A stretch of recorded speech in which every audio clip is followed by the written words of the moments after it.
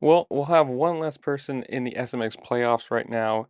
That guy right there, Casey Cochran, has been announced from Husqvarna saying Casey Cochran will sit out the remainder of the SMX finals as he recovers from a knee injury sustained last weekend during playoff one, which would be from that crash right there. Obviously, it's not how you want to end your rookie year.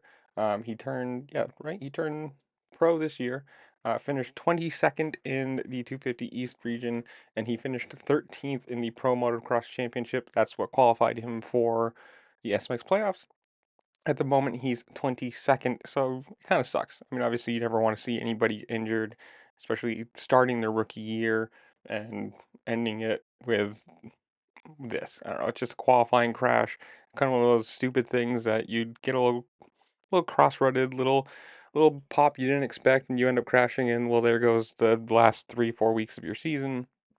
And who knows? Hopefully, this isn't majorly bad. They might just say, you know what, you're out of the points race for anything. We might as well just have you sit, heal.